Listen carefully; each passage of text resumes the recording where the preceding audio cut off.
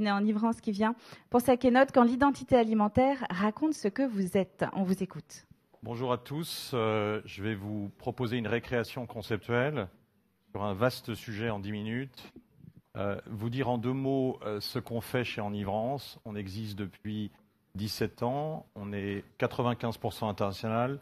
On est basé à Sao Paulo, Singapour. On vient de créer un label sur l'Afrique qui s'appelle New Made in Africa, avec l'objectif de développer des marques en Afrique et d'exprimer l'holistique africaine, de changer un peu la donne.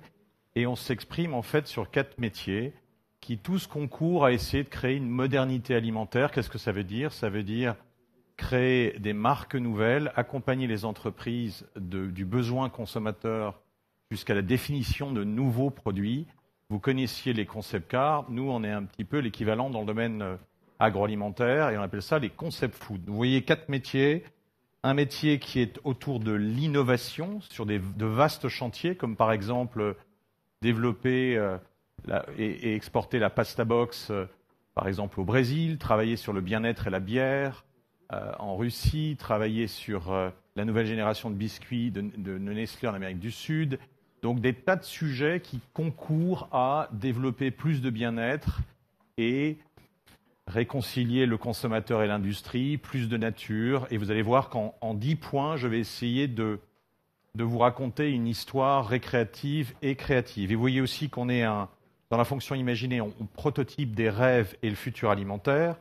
On a essayé, pays par pays, région par région, de créer des plateformes collaboratives. C'est-à-dire on vient de travailler pendant 3 ans au Brésil sur comment regrouper une quinzaine d'entreprises agroalimentaires pour changer l'image du Brésil, pour la faire passer de la commodity au lifestyle, à l'émotion, au service et tutti quanti. Alors, j'ai traité le sujet en vous proposant une dizaine d'angles d'attaque pour traiter les leviers qui façonnent en quelque sorte la future identité alimentaire que nous souhaitons. La première, c'est la conscience du vivant. On a tous bien perçu qu'on arrive au bout du bout d'un modèle industriel à qui on a délégué le sens à travers le process, et aujourd'hui se pose la question de quel type de produit voulons-nous manger? Est-ce qu'on peut, au fond, manger autre chose que de la calorie vide? Est-ce qu'on transmet des aliments morts ou des aliments vivants? Ça veut dire que nous, consommateurs, on attend et on est vraiment de plus en plus exigeants sur le type de produit qu'on va recevoir. Et la question, ce n'est pas que produire, c'est comment produire. Et on le voit dans les céréales, dans le lait, dans la viande, sur ce conflit entre viande, protéines animales, protéines végétales. C'est pas faut-il arrêter de manger de la viande, c'est qu'est-ce qu'on transmet. Est-ce que quand on consommera moins demain, on recevra plus? Autre question, c'est ce que j'appelle la géographie égalitaire. Grâce au numérique, il n'y a pas un endroit qui ne peut pas exprimer un sens universel. C'est-à-dire quand on travaille, par exemple, dans le Fouta-Djallon en Guinée, ou quand on travaille en Vendée, quand on travaille aux Philippines, on peut challenger une catégorie, on peut émettre un sens et on peut défier des leaders. Donc ça, c'est une donne qui est complètement nouvelle. Avant, quand on était à Ouagadougou, quand on était à Limoges, on était condamné à être petit, être à la périphérie. Autre chose, le capitalisme de l'imaginaire. Mot un peu pompeux, mais qui dit quoi? Qui dit que chaque région, chaque pays, et je me tourne aussi vers l'Afrique, sur lequel je travaille beaucoup, à travers le label New Made in Africa, cette idée de faire en sorte que l'holistique africaine, l'imaginaire, cet enthousiasme, cette énergie, on la transmette à travers la marque, qui est, à mon avis, le médium absent de ce continent, qu'on invite à de la curiosité et qu'on puisse, en fin de compte, permettre enfin d'exprimer tout ce qui nous fascine en Afrique et qu'on connaît peu, et d'arrêter de parler que de mécanique, finalement que de choses techniques, mais d'y ajouter, je pense, le complément qui est l'imaginaire, qui est l'aspiration et qui est la séduction par l'image et l'image de marque. Autre chose, la force transformationnelle. On a tous conscience qu'une marque, par exemple, comme Airbnb, a modifié complètement notre façon de voyager. Alors, je pense que dans l'identité alimentaire, il y a cette attente de transformation. Il est un fait qu'une marque comme Nespresso, on aime ou on n'aime pas, a considérablement transformé l'usage du café et la rentrée du café, qui est quand même un des grands ingrédients des 15 dernières années. C'est toute l'évolution du café avec sa rentrée dans la maison, avec sa cosmétisation, avec son esthétisation. Si on pense par exemple tout simplement dans la région à une marque comme Sodebo et la pasta box, il est un fait que quand on l'introduit au Brésil, c'est une révolution d'usage. Autre chose, la marque nature. La nature est toute puissante. Elle est représentée par le bio aujourd'hui, qui en est le meilleur ambassadeur, mais elle va continuer à s'exprimer à travers de multiples formes. Le consommateur a repris le sens, et la nature, elle a besoin d'intelligence, de canaux d'expression, de canaux d'exploitation. Il y a la partie technique qui est indispensable, et il y a toute cette partie sur la forme, mais la forme, ce n'est pas que l'artifice, c'est fondamental. Aujourd'hui, on a besoin de soft power pour faire en sorte que quand on visite, par exemple, avec l'Agri Startup Summit, cette ferme de biométhane, eh bien, on est enchanté parce qu'on se dit que d'intelligence autour du lisier et du fumier. C'est quand même phénoménal.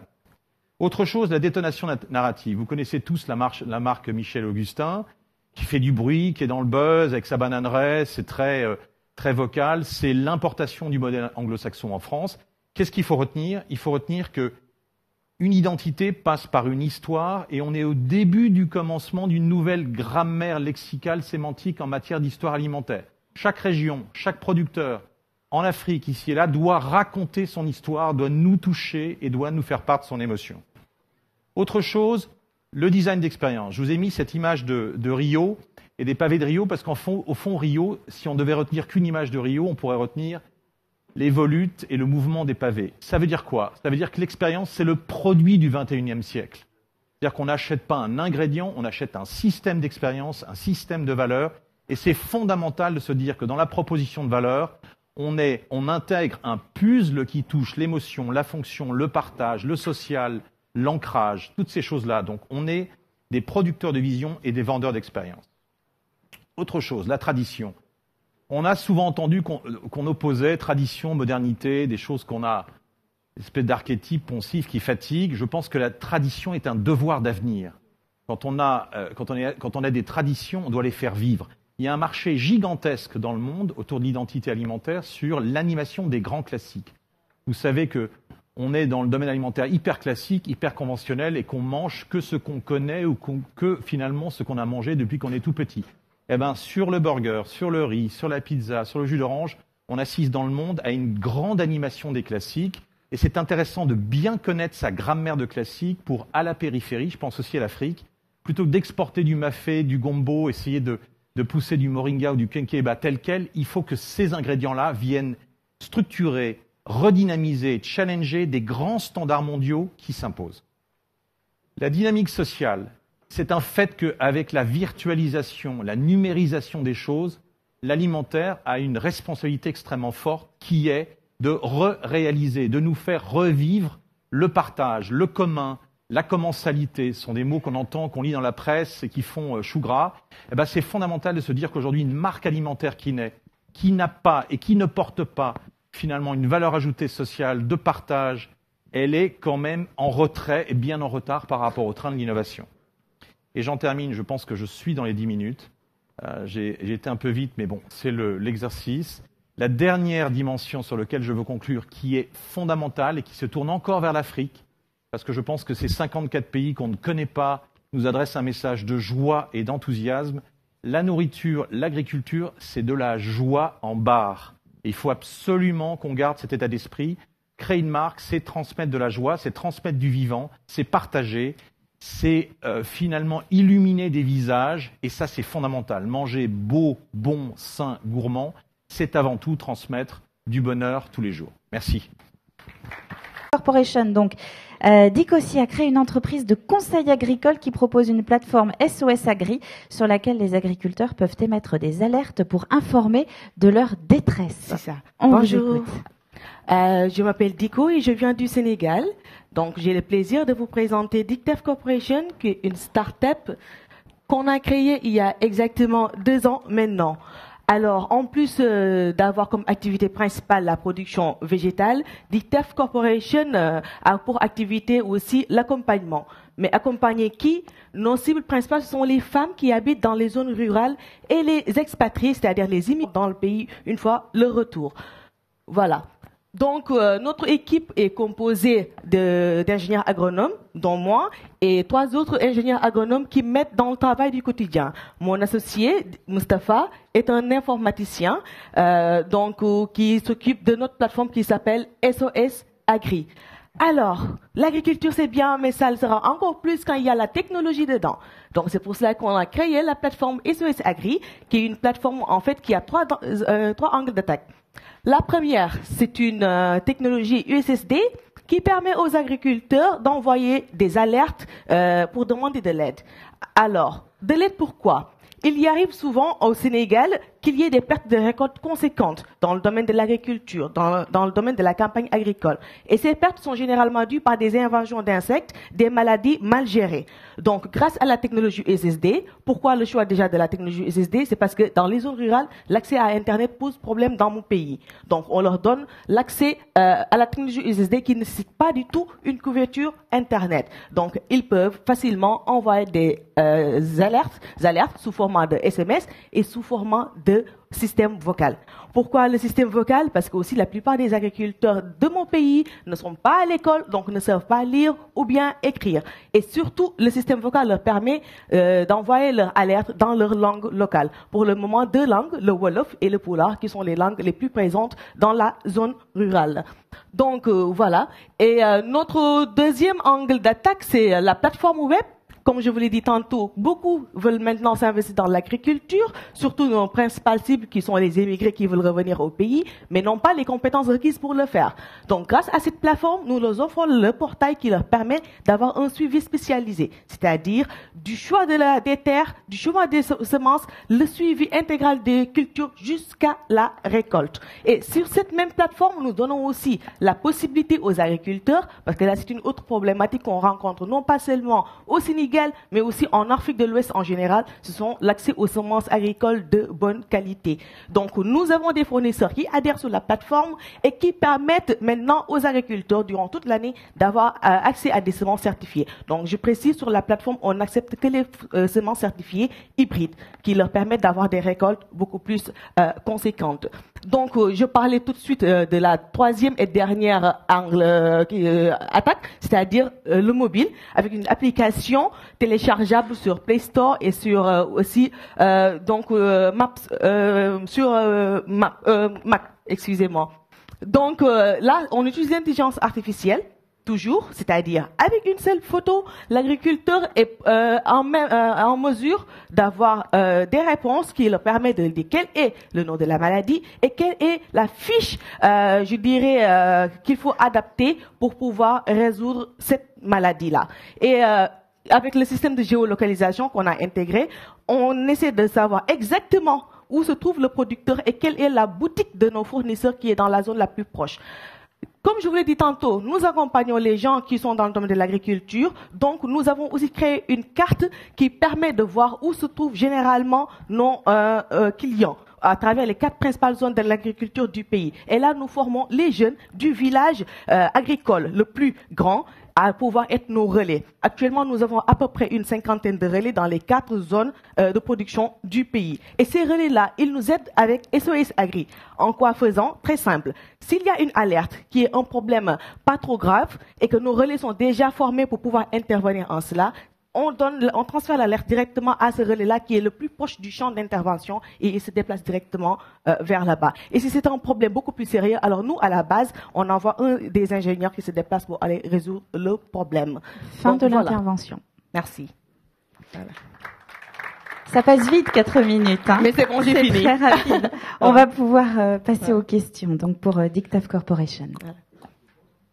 Combien avez-vous d'échanges actuellement quelle est votre croissance? Quand est-ce que vous avez démarré? Qu'est-ce que vous avez prévu comme développement? Voilà. Quel est le niveau d'activité que vous avez actuellement? D'accord. Merci beaucoup pour la question.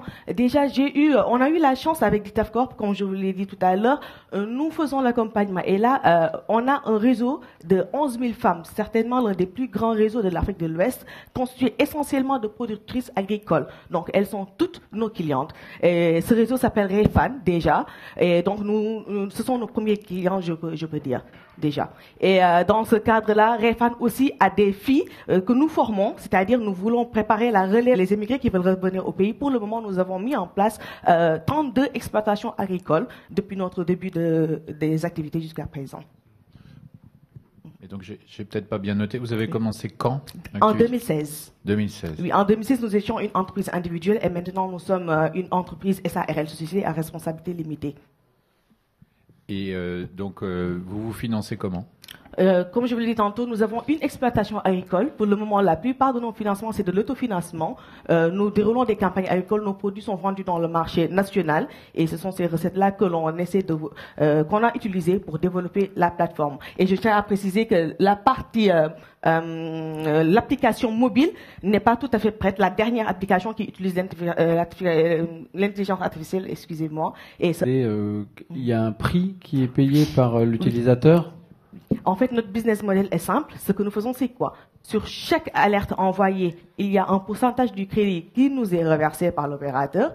Ensuite, s'il y a une prestation, c'est-à-dire si un de nos relais se sont déplacés sur place pour venir en aide l'agriculteur, là, on donne une facture. Mais pour faciliter la paye à l'agriculteur, on a mis deux modèles. Soit il paye cash, s'il le peut, soit il paye à la fin de campagne. Et toujours à la fin de campagne aussi, il y a deux modèles. Soit il nous paye en cash ou bien il nous paye en nature. Nous avons déjà un circuit de commercialisation. Nous avons des clients qui prennent nos produits. Donc, si nous avons suivi la production de l'agriculteur, nous pouvons certifier que ce produit-là répond à nos exigences de qualité. Donc, nous pouvons directement prendre la nature et vendre ça dans notre propre réseau de commercialisation.